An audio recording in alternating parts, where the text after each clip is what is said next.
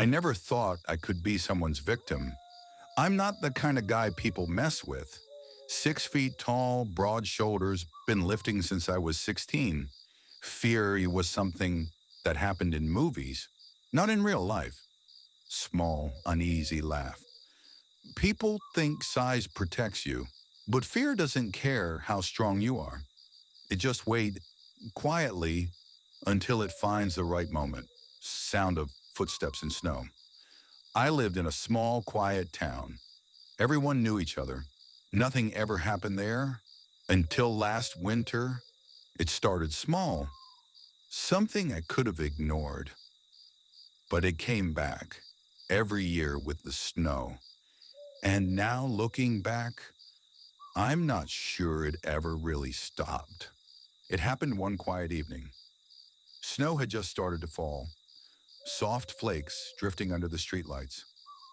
I was walking home from the gym, tired but relaxed. No cars, no people, just the crunch of snow under my boots. Then a flash, bright, sudden.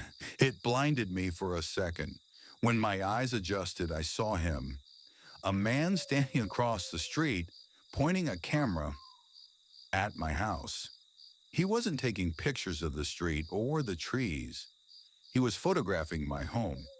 He stood there for a few seconds, perfectly still, then turned around and walked away, slowly calm, like nothing was wrong. I just stood there, frozen in the cold. Maybe it was a mistake, I thought. Maybe he was a real estate guy, lost, but deep down, I knew that flash wasn't random. A week went by, I'd stopped thinking about it, until the day he came back. It was morning, I was shoveling snow from the driveway. The road was clear, no wind, no sound except the shovel scraping the pavement. Then, footsteps, slow, coming from behind. I turned around, and there he was, the same man. Gray coat, dark beanie, face hidden in shadow. He walked right up to me and said in a low voice, "Got a cigarette?" I shook my head. "No, I don't smoke." He stared at me for a few seconds, then smiled and walked away. A week later, it happened again.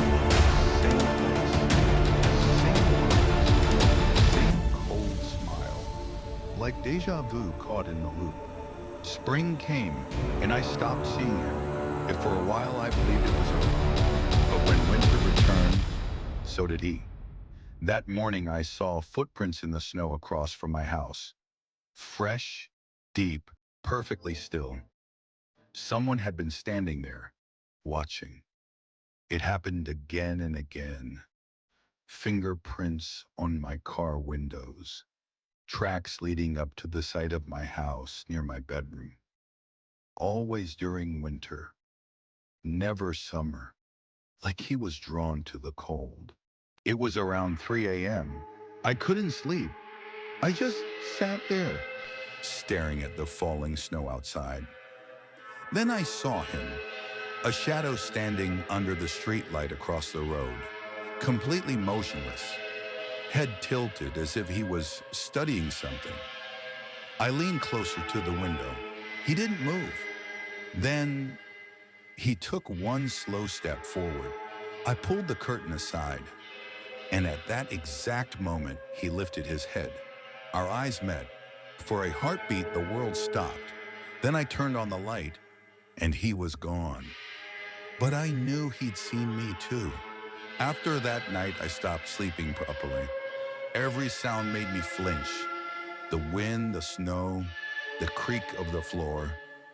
Sometimes I swore I heard faint tapping on the window. Sometimes I thought I saw a shadow move outside. I stopped opening the curtains. Even the glow of the streetlight felt wrong. Friends told me I was paranoid. But how do you explain footprints that appear outside your window every morning? Always fresh, always facing the house. He wasn't gone. He was waiting. Another winter. I thought it was over. Then one morning, while I was clearing snow, I felt someone behind me, a presence, heavy, silent. I turned slowly. It was him.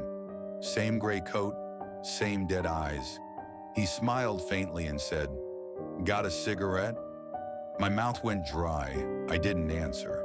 I just gripped the shovel tighter.